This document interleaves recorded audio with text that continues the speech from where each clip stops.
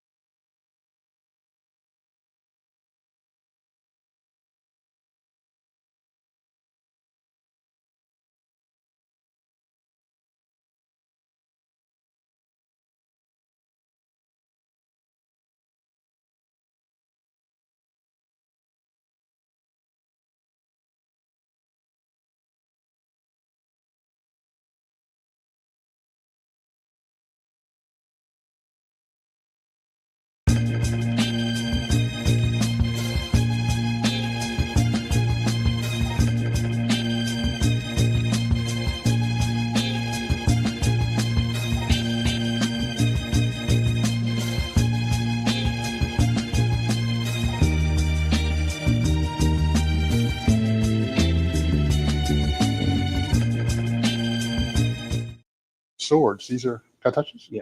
Ernie, where are we today? Oh, we are at the Atlanta History Center. President Trump signed an executive order called, and I want to read it right, Restoring Truth and Sanity in American History. And what that means is that federal museums, like the Smithsonian particularly, he wants them to change how they present history. We're in the middle of a changing of America. If you get one thing out of the story, what's happening with this executive order is concrete proof that we're living in a different country. Hey, shall we go through the secret door? Yeah, let's go through.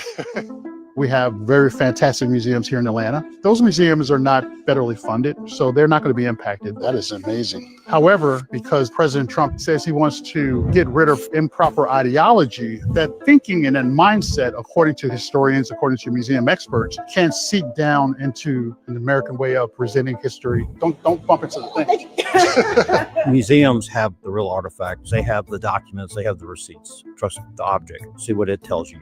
We've seen KKK drums, we've seen Confederate battlefields, we've seen Confederate armories. The Atlanta History Center is staying the course and telling the history in a true fashion. It's an opportunity to give somebody a different perspective, not to change their mind, but to give them information that they may not have. Right over there, the hats of the women of Martin Luther King Jr.'s family. So, Which we've written a story. which I wrote, sir.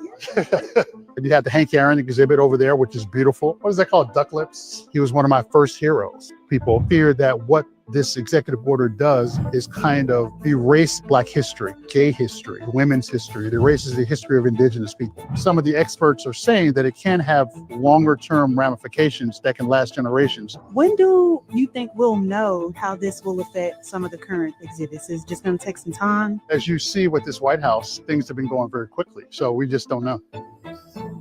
And these are swords. These are, can I touch this? Yeah. Ernie, where are we today? Oh, we are at the Atlanta History Center. President Trump signed an executive.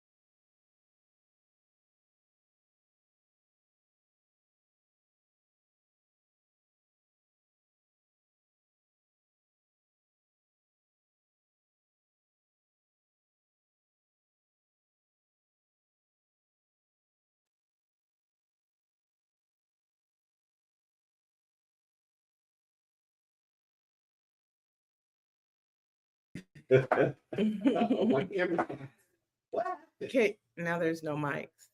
Yeah, just use your mic. My camera stopped and everything. All right, That I'm having feedback. okay. There is that. There is sound, Niele. Cause these mics are. Okay, do it now. Speak. Mic check 1 2 1 2. They can hear you. Oh, okay. All right, peace and love. We're having some technical difficulties, but we are working through. This is our second day together And we're just trying to figure out the audio situation. We may have to come back and go out and come back in, so just bear with us. Okay. We're going to restart, so stay with us. Yes. We thank you, Let It Be Known family, for dealing with us as we work through these technical difficulties.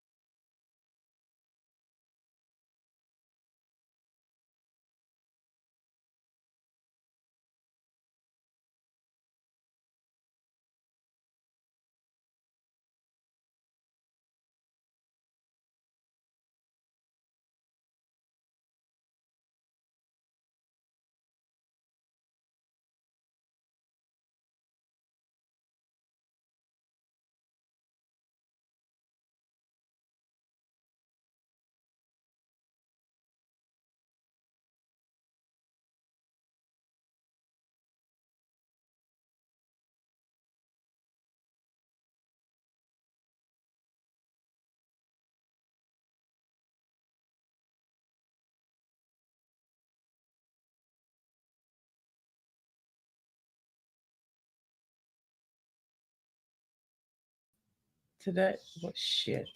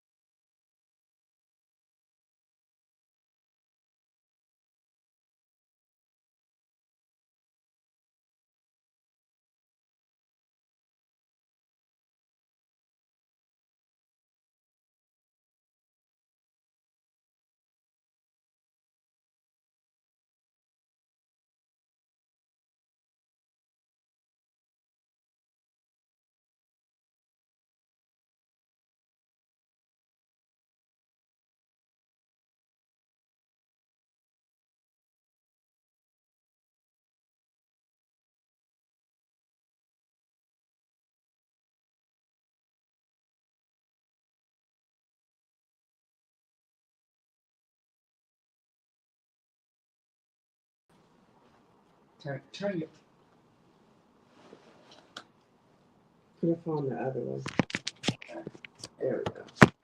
Oh, you have to unlock your phone. All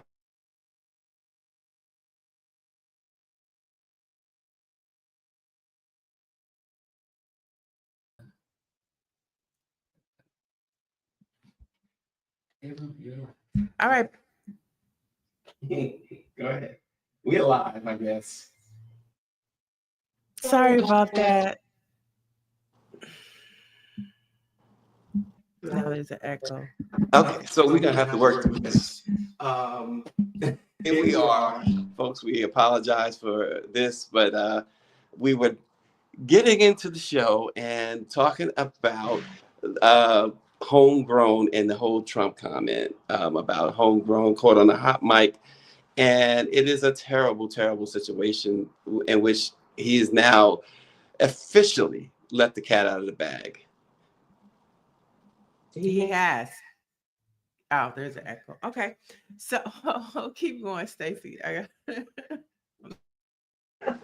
All right. So, folks, if you've been under a rock, the El Salvadorian president visited the White House over the weekend and yesterday. And there was a moment in which they talked about the prisoner that is there illegally. Of course, the El Salvadorian president said that he's not going to release this individual, although he has no criminal record. He shouldn't be there. The Supreme Court has ordered him back. However, the conversation went on, and on a hot mic, Trump said, even the homegrown ones, American citizens. So it's everything that you may have feared and more about what's happening in America. And that's why when we talk about black card stuff, Obama got on my nerves. I'm not pulling his card officially, but I'm almost there. Well, I mean, for me, this homegrown situation really terrifies me because it reminds me of slavery. You know, white folks, bringing us over here to America. Now you got white man ready to ship us off to another country where a lot of us don't speak Spanish. We speak English now because you took our native tongue.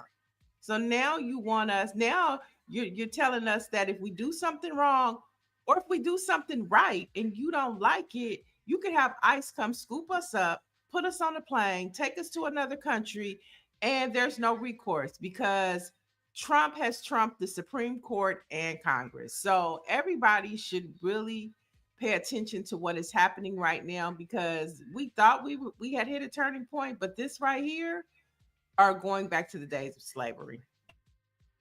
Oppressed, disenfranchised, and people of color. So people beware. This is why you can't be distracted too, because there was the whole Gail King and Lauren Sanchez and Bezos and all them going, 11-second trip to space or whatever.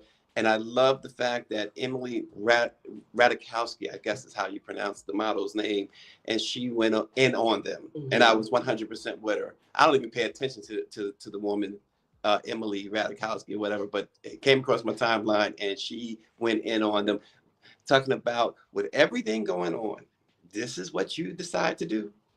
Yeah, and on one hand, it's like, okay, we're talking about, we say 92%, we're living our, our best lives, not our problem. So I kind of, feel that way. But at the same time, it just seemed really tone deaf because it came from a space of like the one percenters, right? The average person is not going to be able to afford to be able to go to space. Okay. And so if it's only for the rich of the rich, and I'm not talking about wealthy, I'm talking about the rich of the rich can only afford to go to space. And so it just seemed very tone deaf. And to your point, with so much going on, and Gail being a Black woman, being a journalist, it missed the mark totally. I was very tempted to say we need to pull Obama's Black card. Why? Because Barack Obama put out this long tweet yesterday because of the war between Trump and his alma mater, Harvard University. I could care less about Harvard's funding right now. Obama decides that's the issue he wants to step forth now and take a stand on. Well, I mean, this is how really it works, though, Stacy. People begin to get enraged on things that resonate with them. Okay. So that's his alma mater, and that's one of his soapbox things. I can understand it. He's connected to that school. I would feel the same way if that happened to. Well, I feel that same way as I'm petrified for HBCUs. Right. I went to a HBCU, so he's connected to that. So I get it. Oh, so he's not connected to the suffering of those who are losing their Medicaid, the Black folks who are losing SNAP benefits, the Black folks who get help. He has not. He has not. He has not. He spoke out about just the unequalness of what's happening in this country. The guy is not president anymore. He doesn't have to toe the company line anymore. If he was, then why isn't he showing you he's for you? What do you want him to do? As forceful as he came out with that Russia's white institution. It was a tweet, right? Yes. Okay. Very forceful tweet. Very forceful. A whole paragraph. I have not seen him talk about this guy, this poor guy out in Maryland who they shipped to El Salvador. I have not heard him talk about anything Black or brown for that matter. But Lily White Harvard, he steps up. They even came, Harvard said, hey, take your funding, Trump. We got more than enough. We got our own money.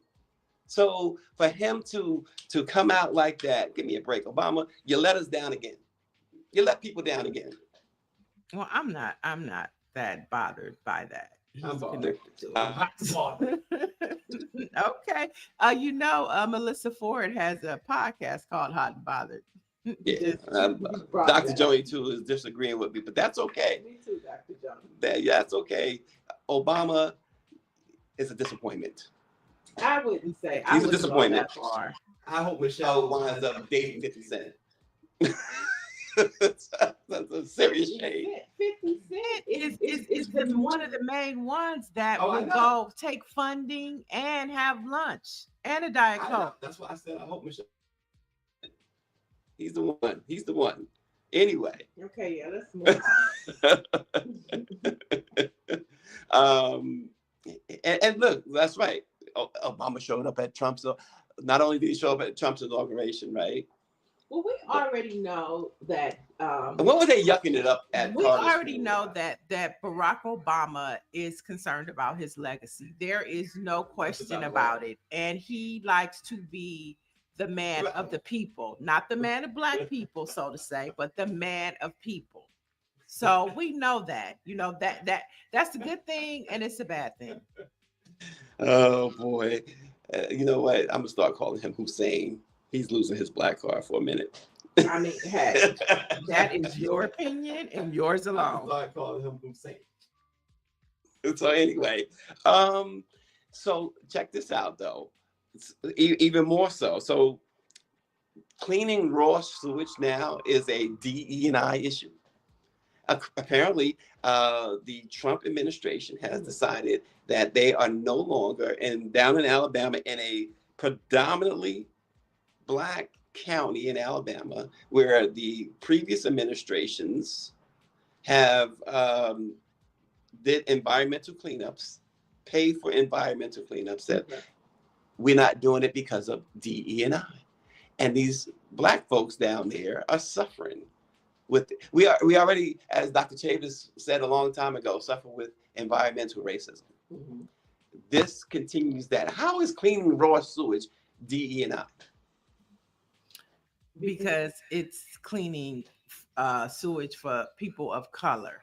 And so anything to disenfranchise, anything to double down on racist practices of the past, this administration is going to continue to double down and peel back and roll back. So to me, it's like you said, it is just the way that the blatant racism of this administration is just now, it's starting to boil like a bad pot of water.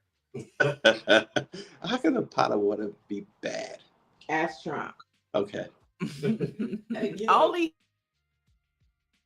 on the good news side, is in the chat. Carmela Anthony was able to post bail. The judge, a Black woman judge, lowered his bail from $1 million to $250,000. And I thought it was very interesting when he was released. You had this white woman reporter yelling at him about how could it be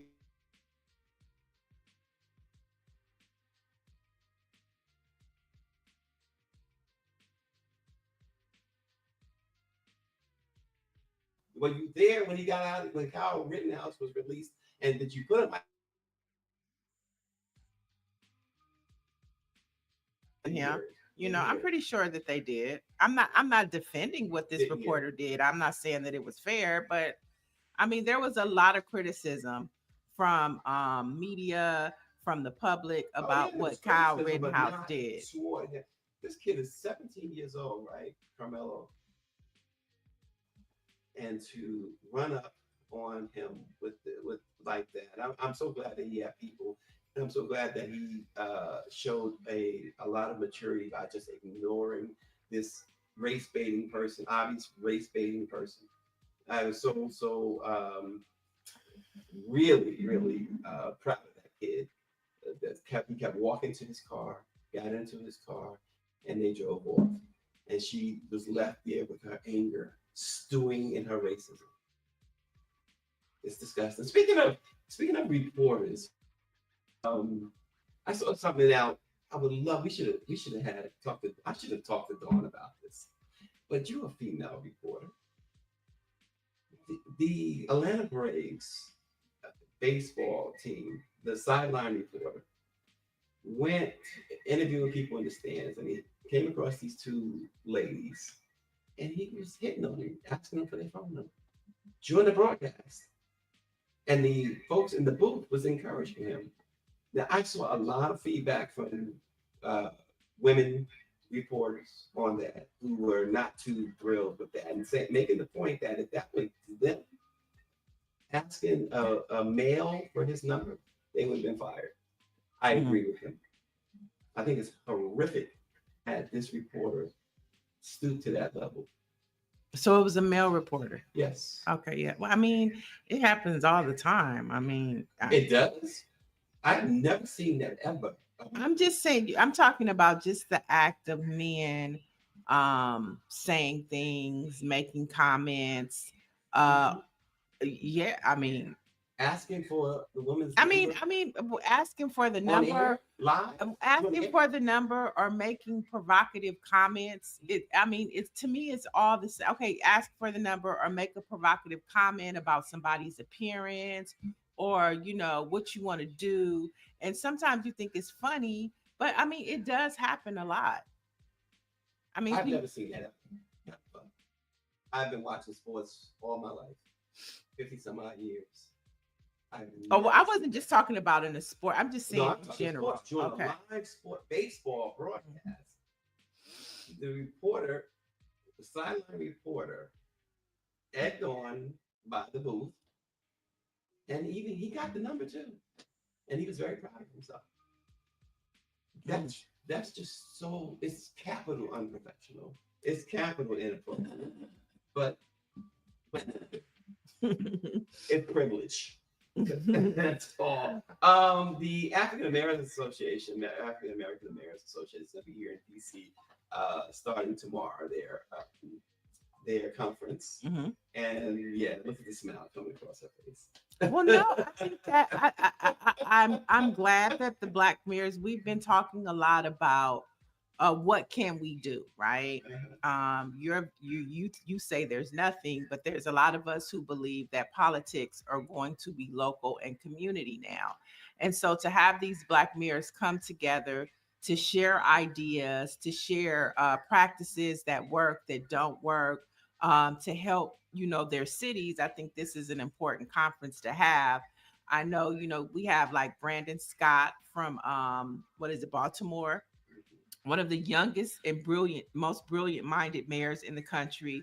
You have Mayor James T. Butts, who is in Inglewood, California, where I'm from, and he has the entertainment city in the country. I mean, he has two football teams, the Rams, the Chargers. He has the Los Angeles Clippers. He has the YouTube theater. And so you have Mayor Bass, who is being challenged right now, who might need some advice from some of these mayors. Question: do you think Mayor Eric Adams is going to show up? That's a good question. I think he'll be here. But I want to just go back to Mayor Scott from Baltimore. He is a treat to talk to. I've had the opportunity to speak to him 2 or 3 times in person. He's an absolute treat. He is. I always talk about the Black Millennial Convention, and we were at the African American Museum yesterday, and I ran across the Black Political Convention of 1972, where these young Black gifted and Black, Wes Bellamy, Brandon Scott, Leah Webb. We had Bree Maxwell on last week.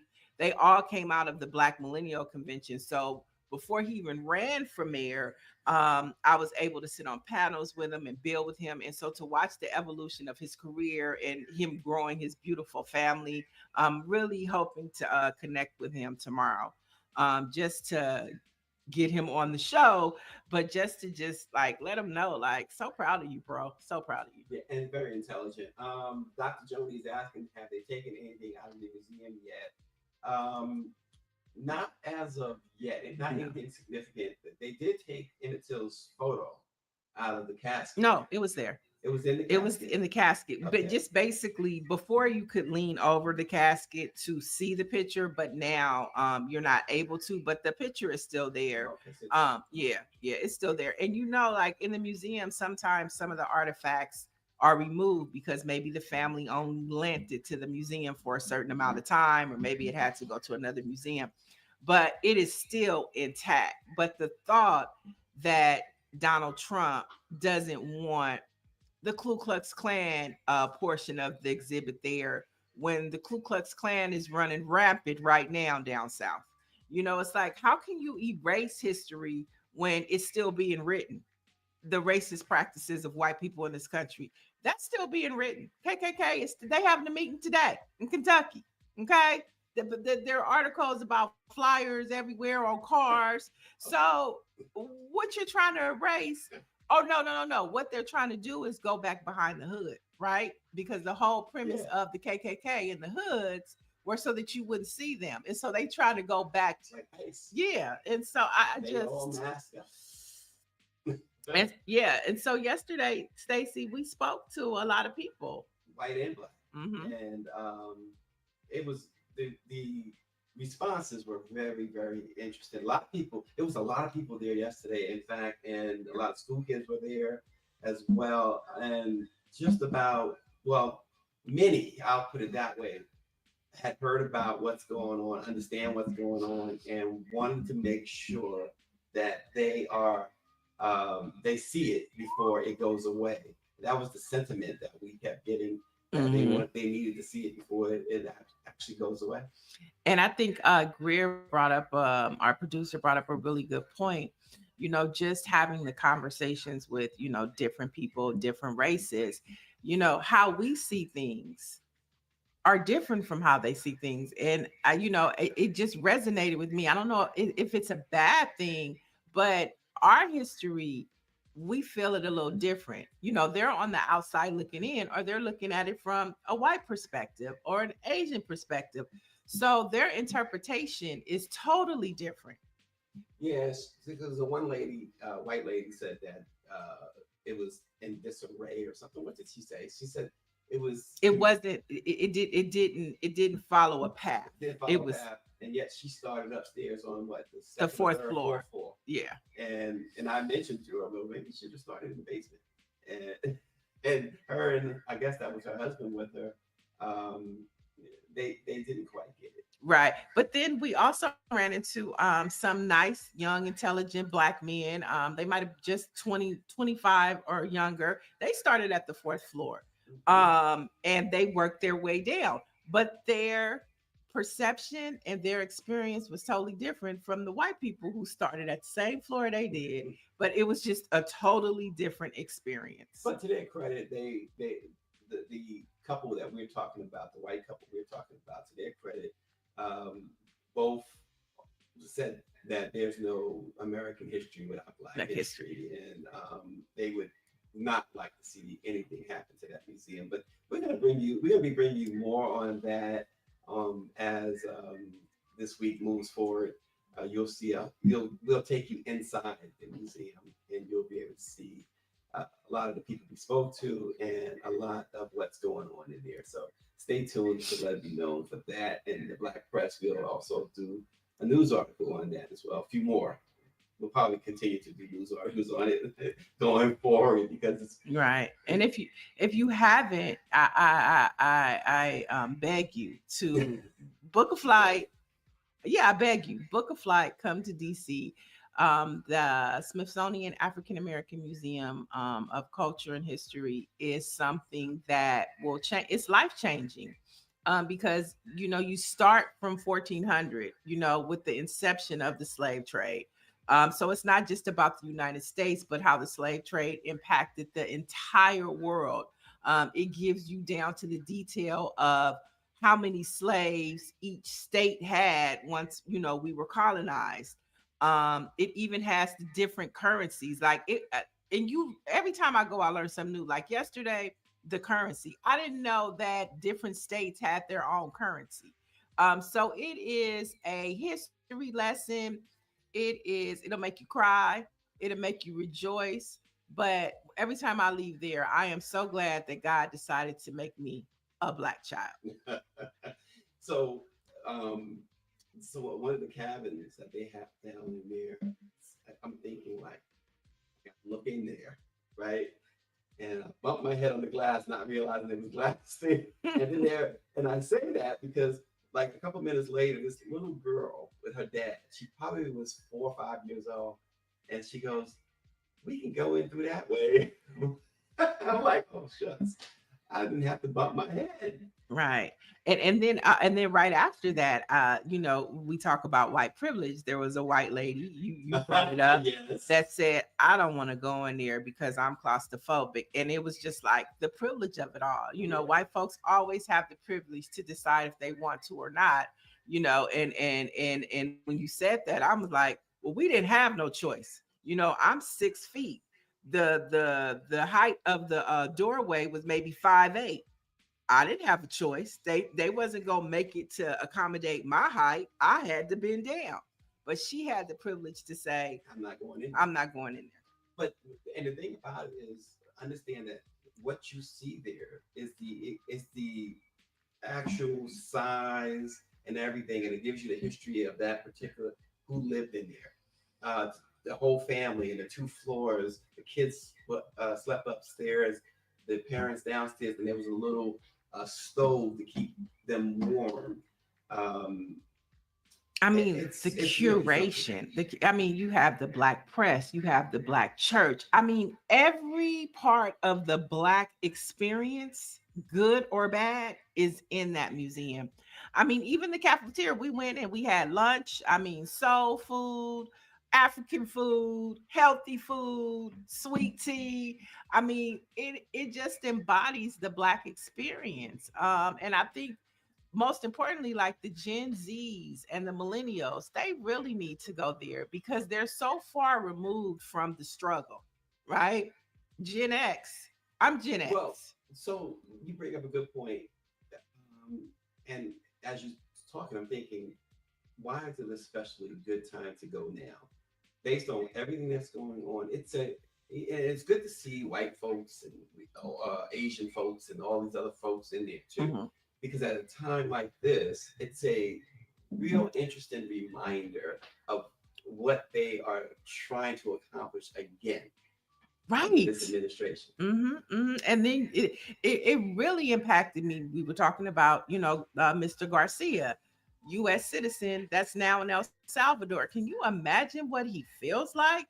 But as we were walking through the museum, that's all I thought about was like, what if, because I speak my truth and I don't like the Trump administration, and ICE decides to come and pick me up and put me on a plane and take me to El Salvador or some other third world country, and my family can't get to me. That's exactly what they did to Black people from Africa. And so that museum is so important.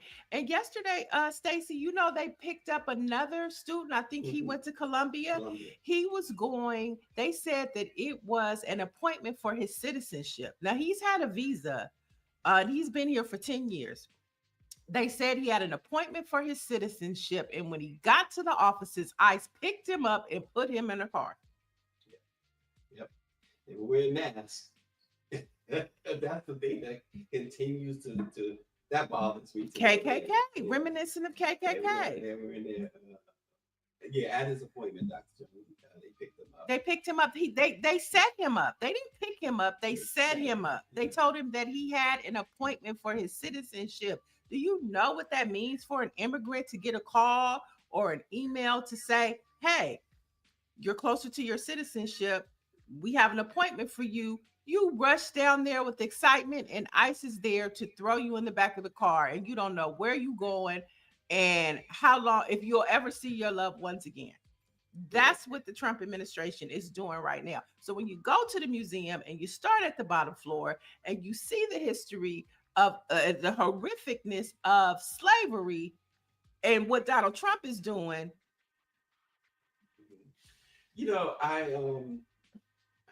I just have to say again, I wonder what's the plan? I don't really see plans from anybody. I see, yes, there's the Target fast, and there's let's boycott this or that. What are the plans? Where AOC and Bernie are drawing tens of thousands of people for rallies. What's the plan? All right. Is there a plan? Somebody make a plan. Well, we're going to go find out tomorrow at the mayor's conference. We're going to find out what's the local plan. What are cities doing? Because think about it, mayors, they're the ones that have the sanctuary cities. And they're the ones that control local politics. So we've been saying this. I know that you have your thoughts, Stacy, but we've been saying that politics are going back to local, which is a good time to go into this next story about Governor Gavin Newsom has approved $2.8 billion to help close the California's Medicaid funding gap. So this is a prime example of Donald Trump cutting something from a federal level, but the governor of California, Newsom, saying, well, we're going to fill the gap and we're going to make sure that our constituents in the state of California still receive their Medicaid. And that's what it's going to start coming down to, states governing as the federal government should. And then the only thing we have to be concerned about is southern states. But the problem is like we talked about Mayor Bowser, she capitulated and still lost. Are these governors and mayors, are they going to capitulate? Well, I mean, you're gonna have some to do, and you're gonna have some like a Governor Gavin Newsom or like a Brandon Scott over in Baltimore, or even the mayor in Chicago. There was just a hearing last week. Your friends over at Flip Chicago was testifying for the Republicans, but they were mad because Chicago still remains a sanctuary city. And so you have these cities, these mayors, and these governors that are standing up. Um, but then you have these southern states that are doubling down on the Trump agenda. Mm. Well, I don't, again, I don't, it's going to be interesting. See, I don't see a plan. I don't hear about a plan. I don't hear people say we're planning. Well, there is a plan. So, State of the People, they are rolling out there. I think it's like I don't know how many cities, but it's a multiple city tour.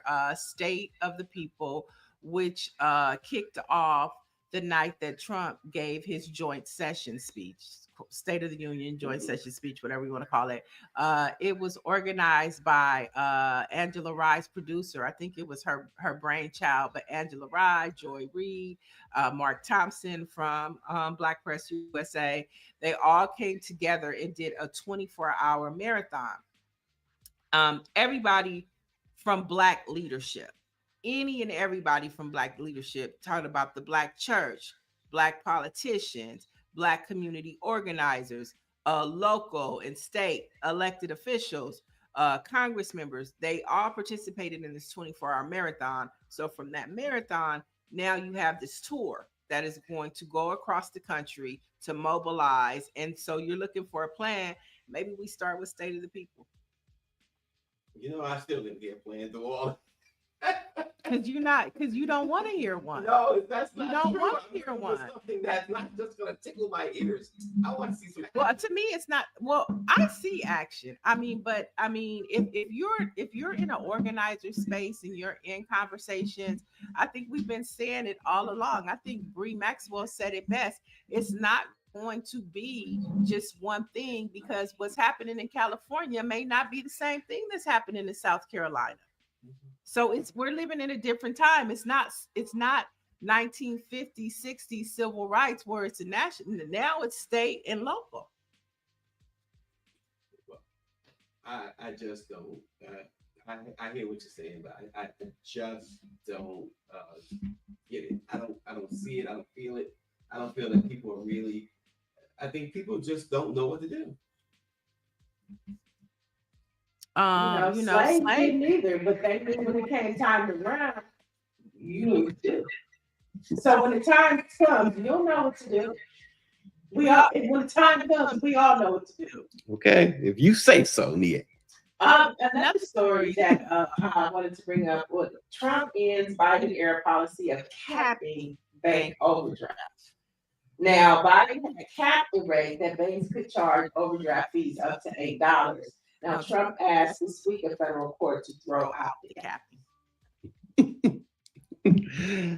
I did that. I did that story, and I had conservatives call me up and say, "Oh, that's wrong. That's wrong. He's not doing anything with the bank fees." No, he is. He Biden back in December, the Biden administration had that passed. They signed the order. It was passed through Congress, in fact, to cap these fees. And Trump, he took it away. And now banks are back to where they could just charge any and everything. So come on, let's be real here. These folks, they're doing what they want to do. They are hurt. It's like crash and burn. Let's crash and burn everything. But I just keep going back to the museum yesterday and just reading all of the things that white folks did, like the cotton. All of this is reminiscent of what happened during slavery, and it kept ringing in my mind. We coined the phrase, "We are our ancestors' wildest dreams." Well, all through yesterday in the museum, I just kept hearing, Niele, white folks, Trump is his ancestors' wildest dreams. Stephen Miller is his ancestors' wildest dreams. Because if our ancestors were slaves, guess what? Their ancestors were slave catchers, slave masters, KKK. And Stephen Miller's having a ball, isn't he? He's absolutely enjoying every single second of this, at the expense of everyone. I don't, you have to be, just like when we went through that museum, and of course, the basement and the slavery and the Emmett Till and everything. You have to realize that you're not dealing with people who have any semblance of human feelings. There's like the heart is dead. And that is what you get from folks around Donald Trump today. The heart is dead. There's no feelings whatsoever. And that's why they're carrying this stuff out in a way that even if you thought this was best to fire everybody, all these government workers, to take away people's Medicaid, which is, I don't see how you can justify that. Social Security was supposed to be the third rail. How do you do it so viciously, just without any type of, hey, you're doing this because blah blah blah, and we feel bad that you're hurt. They are trampling on people, and they are laughing about it. Well, because they are their ancestors' wildest dreams. Ain't nothing new under the sun. Slave masters did it. So, I mean, they're their ancestors' spawns. So that's why they do it. It's historical. It's in their DNA. Well, what can you say? Like I said, that museum, it puts you in a space. I don't care who you are. It puts you in a space where you have to reflect, and it gives you a perspective that some people who've never been there and they've been there for the first time, it may give them a perspective that they've never had before. I'm sure everybody's experienced something. Who's ever gone to that museum has experienced some sort of wow. Whether you can get a Confederate person to walk in there, and you can't. They'll feel uncomfortable. They're gonna feel something. It may not be pity. It may not be sorrow. It may not be apologetic, but it's gonna be something. Well, they're not going to look you in the eye. You might have, you can tell sometimes when you walk by white, they won't even look at you, or they'll hold their head down. Or remember the white lady from Oregon came up to us. She didn't know what to say, but she just had to say something, like, I'm not like them. Well, you put it to work too. So, I mean, once again, please see the museum. We pray that it remains intact. But under this Trump administration and them living up to their ancestors' wildest dreams, we never know. Yeah. Well, you got some quickies, don't you? I do. I can lighten up the mood a little bit, folks. And so let's start with a little history and a little pop culture. So the NAACP, I don't know if you guys know, but they jumped into daytime TV. They did a deal with CBS to deliver the soap opera Beyond the Gates. Now, if you haven't seen it, it comes on channel CBS. It comes on like, I know it comes on at 1:00 Pacific Standard Time, so I'm not sure what time it comes on here, but it's crushing the ratings. Now it's beating General Hospital. So Sonny and Jason and Carly and all them knocking it out the box.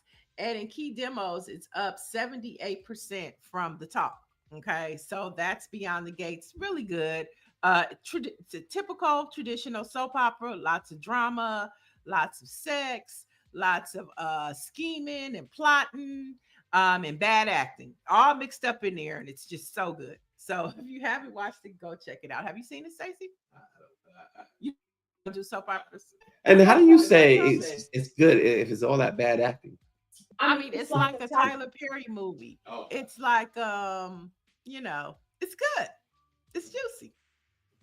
Always a plot twist. So check it out, Beyond the Gates. And then now let's talk about some HBCU headlines, Stacy. Fisk University Junior Morgan Price. Now, Morgan Price is once again making collegiate gymnastics history. Over the weekend, Morgan won her second consecutive all-around national championship. And this was at the 2025 Women's Collegiate Gymnastics National Invitational Championship held in Shreveport, Louisiana. Now, Stacy Morgan was supposed to go to a PWI. And at the last minute, she changed her mind and decided to go to a HBCU. And it was crazy headlines about, oh my God, how could she do that? But it looks like she made the right choice. Well, speaking of championship trophies, did you see what happened at the White House yesterday?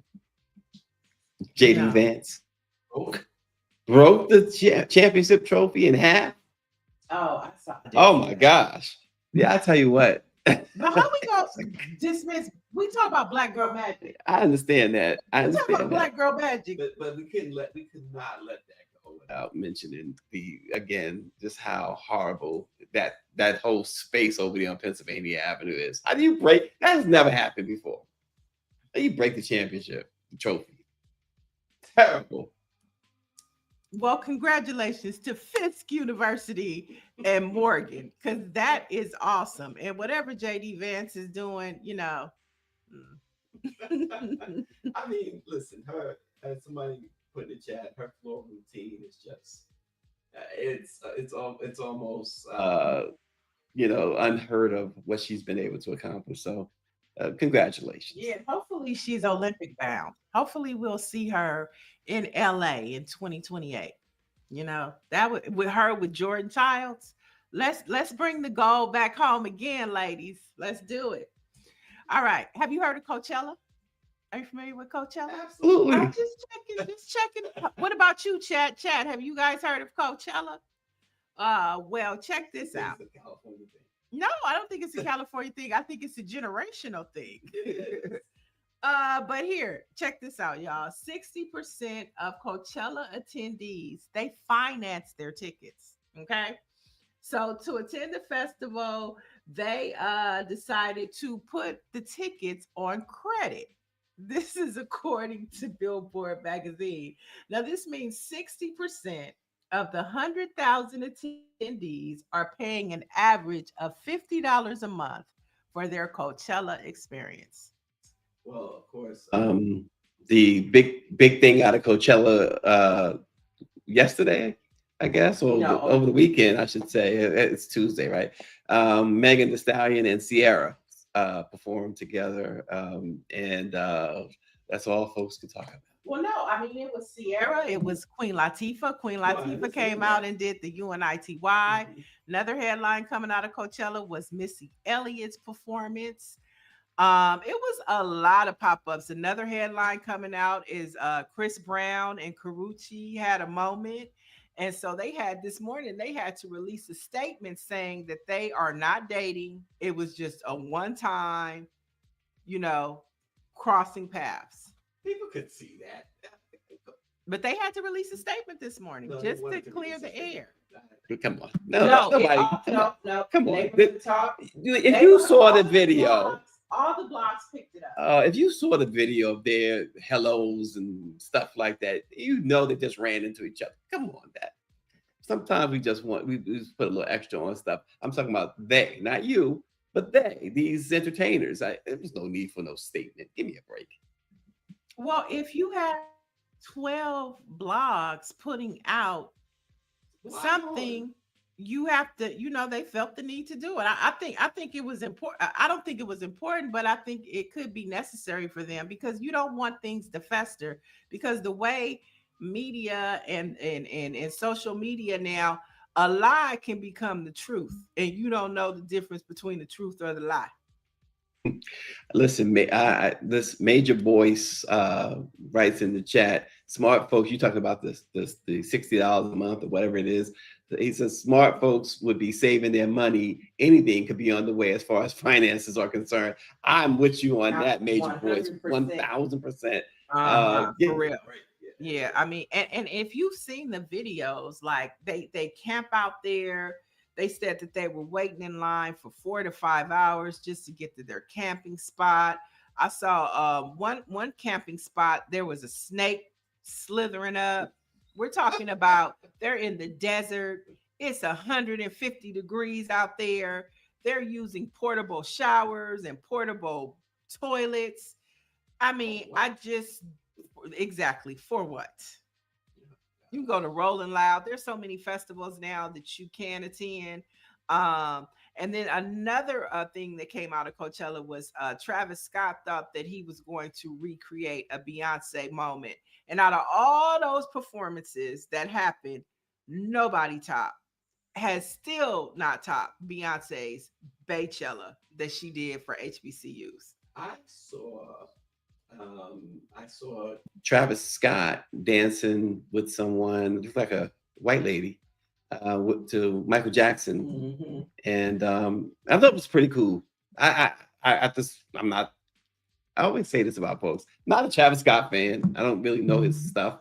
I just know of him, but I thought it was a really cool moment because this was not on stage or anything. This was on the side. This was something, it was really cool. Yeah, if you have the money, Coachella can be fun. You get the house. Like he was at the expensive side of Coachella, Yeah, it looked fun where he was at. Okay, it sure did look fun. All right, I got one more for you.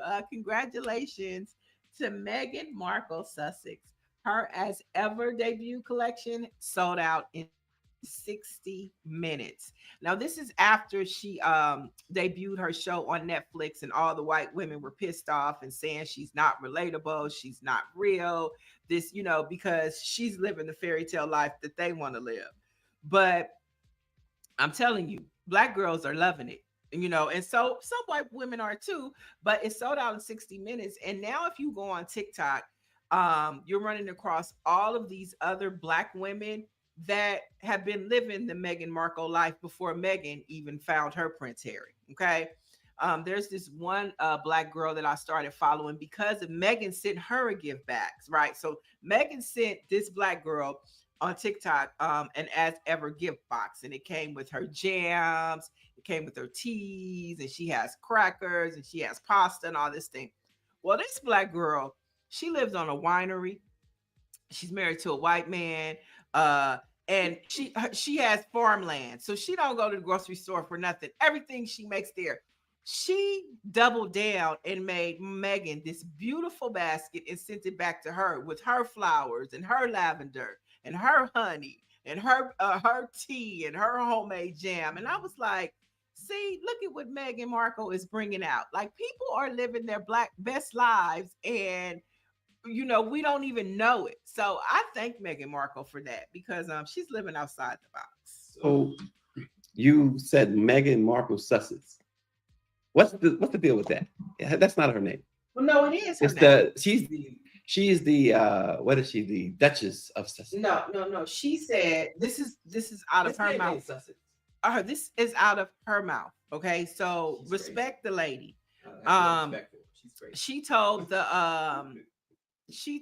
on her show, one of her friends were over, and her friend called her Meghan Markle, and she goes, Meghan goes, my kids and me being married, I'm a Sussex now, and my kids are Sussex, and I want to be. How are you going to tell her how she identifies? Black card. She's done. She's cooked. Somebody gonna take your Black card in a minute. They can take it. I'm gonna say, you took my Black card. Well, I'm African American. I got that card. I mean, but to just be dismissive of how she wants to be identified is a bit much. I'm just tired of people like that. She's living Like her what? privilege too. Oh, go away. Go back to England. I'm done with her. Finished. Kaput. Yeah, look, you gotta get under Niele's skin. Try to get under her skin. Get under my I know, skin. I'm trying. Give me some credit for trying. No, I'm not. Now is the time you really can take somebody's Black card. Who you got? Oh my gosh, I couldn't wait for this one. So many contenders today. And like I said at the top, Barack Obama was on the top of my list too, right? He was on the top of my list, but we're not going with old Hussein. We're going with Wallow. Wallow. Yeah, who was Wallow for those? Oh gosh, he's the rapper, right? No, Wallow is not a rapper. Yes. And he made good on his life. He works with Reform Alliance, which is Jay-Z's organization, that helps prison reform. He's not a rapper. No, he's rap. not. He's never rapped. No, he's not a rapper. I've heard him rap before. I mean, I've heard you rap before too, but it don't make you a rapper. Jay is hard as. Not a rapper though. He's more of a motivational and inspirational type guy, and he also hosts a podcast, a very popular podcast. Very good friends with Deion Sanders, and just anybody in hip hop. But he is also about prison reform. And every morning he delivers an inspirational video just on how to overcome obstacles and live your best life. Okay, so he was inspired to talk about how Black businesses, he made it a point of letting people know that he's not going to support all Black businesses, and how he did it. I think we have a video of how he did it. No, okay, we don't have a video right now, but anyway, he addressed the notion that Black-owned businesses deserve support solely based on race, right? But here's the thing. Here's what I say. Does he put that same energy, that same standard to the Chinese restaurant that he goes to the Mexican restaurant that he goes to when he going to buy those Italian shoes? Yes, listen, folks will shop where they can get quality, in a lot of cases, a good price or whatever. And I understand this idea of, if you got trash, I'm not going to buy it. But why use your platform that way to say, to specifically talk about Black businesses? Black businesses are struggling enough. Oh, let's hear it. I'd love to hear it. Us. Oh, I'm Black. No Black people. Nobody gives a fuck about that. Kill that shit. Okay, now. Either you got a good business or you don't. All that shit, don't nobody want to hear that shit. That's a hustle. Support me because I got a Black business. Is your restaurant clean? Is the food good? Do you got consistent cooks? Is the material on your shit good? Stop doing that. Oh, you support the white people? No, I support consistency, baby. Yeah. Fuck about what color you is. I'm gonna spend my money. That paper, I'm gonna spend them deals where the fuck I want to spend it at. Whether it's Porsche, Ferrari, Land, I'm gonna do what the fuck I want to do while I'm here. But I'm gonna tell you one thing, I ain't gonna be finessed off some Black shit. But one thing about it, some people listen to you motherfuckers is not going to make it. I'm not no motherfucker. Do you support a business, even if it's bad business, just because it's Black owned? Yeah, listen. As I said, I get the idea of right. And I see, and RNG says, well, it was trash for that. And I agree with him 100%. Why use your platform? Is there anybody else? Yeah, I'm looking for anybody else can chime in, but why use your platform at this stage of the game to do that? What was the point? I mean, this is all I say. It's one thing of many that he does out the day. Okay, so if he does 20 things out the day and he decides to use one to have a conversation about that. It's like going in space. It's like going in space right now. It's just ridiculous. When he gets his N-word moment, he will be calling Black people for help, as RNG said. I get it. I get it. It's just, come on, we can do better. We can do a whole lot better than that. So no cookout. Well, he can come to my cookout. I know he can. I'm not taking this, Wallow, you're welcome over here. Yeah. Keep it moving, Wallow, with that. Keep it moving. Tell your story, walking. Tell your story to Trump and other people like him. Black history facts. We got a couple, don't we? Yeah, we do. All right. So I will start it off because on this date in 1888, A. Philip Randolph, a major force leading the 1963 March on Washington, was born in Crescent City, Florida. He later moved to Harlem. As we know, he became an actor after graduating from Cookman Institute. And his most noted accomplishment was speaking at the March on Washington. He also received the Presidential Medal of Freedom from Lyndon B. Johnson for his dedication to labor and civil rights. He died in 1979 at the age of 90. Now was he the leader of The NAACP, right? Yes. Right.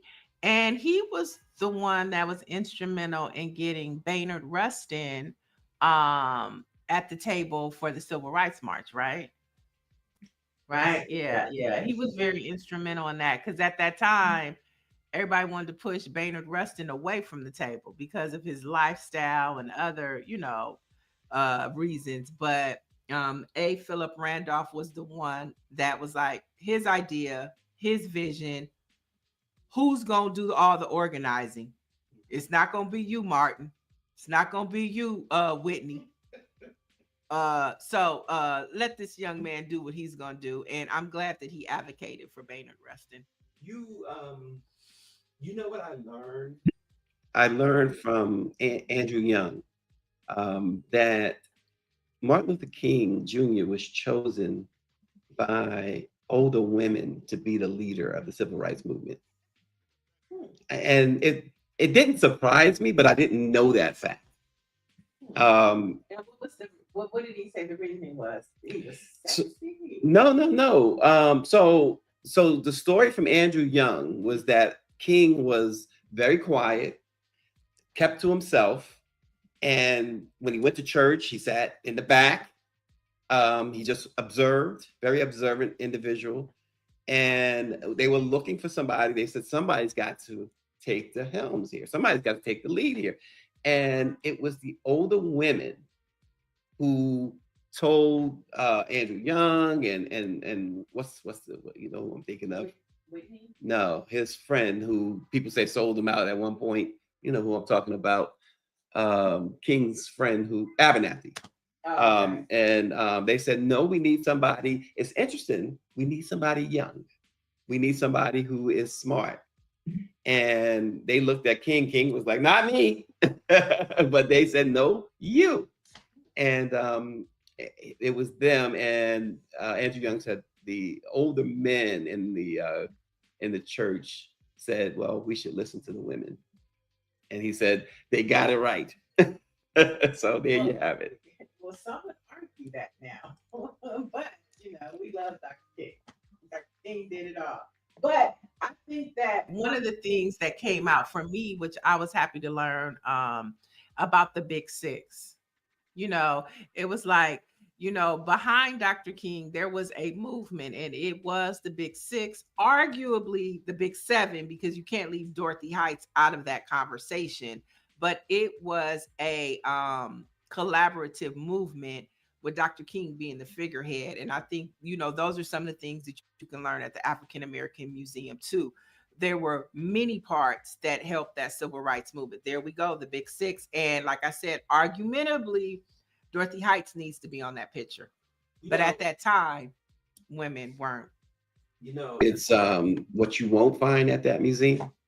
Dr. Nicole says that, by the way, this is leading somewhere. The rant against Black businesses was unproductive and disrespectful, just totally uncalled for. You won't find that at that museum. You won't find throughout the struggle from slavery through civil rights, somebody using their platform, whatever that may have looked like back then, to downgrade, denigrate, insult, and otherwise disrespect fellow African Americans or Black folks. There you have it. We're gonna agree to disagree. Give me another Black history fact. So on a anybody like jazz out there? On this date in 1894, Bessie Smith, known as the Empress of Blues, was born. She came under the jazz age. She was also inducted into the Rock and Roll Hall of Fame in 1989. And she's often regarded as one of the greatest singers of the era and was a major influence on fellow blues singers, as well as jazz vocalists. And there's a movie about her life that I believe Queen Latifah played Bessie Smith. Well, you can see that too, right? Look at that picture. You could see Queen Latifah in that role. Right? Mm-hmm. Yeah. Mhm. And real quick, it is the anniversary of Jackie Robinson breaking the color line to 1947. So wanted to make sure we mentioned that. We have talked recently about Jackie Robinson, so certainly wanted to just throw that out there. So there you have it. Yeah. We saw him yesterday at the museum too. Not physically. Well, physically, but not. Well, not physically, but we did you see it? He was on the wall. He was on the wall. Our Black-owned newspaper of the day. You ready? It's the Toledo Journal. The Toledo Journal is a National Black Chamber of Commerce award-winning newspaper. It is the oldest African-American owned newspaper in Northwest Ohio, proudly serving Toledo and Northwest Ohio communities since 1975. The Journal is published every Wednesday, and it reaches over 70,000 readers weekly. And of course, if you go to their website, they just like everybody else now, they're daily. So check out the Toledo Journal. All right, and for the latest in Black news and headlines that uplift and impact the Black experience, Head over to BlackPressUSA.com. And keep checking us out. We're going to have on the Smithsonian National Museum of African American History and Culture. It's really important that we keep this history intact, that we continue to make sure that there is recorded history and unerasable history as they're trying to do. So stay tuned. We're going to bring you a lot more of that on Let It Be Known. And thanks again for watching and putting up with us. I have to put up with Niele, so we'll see you tomorrow.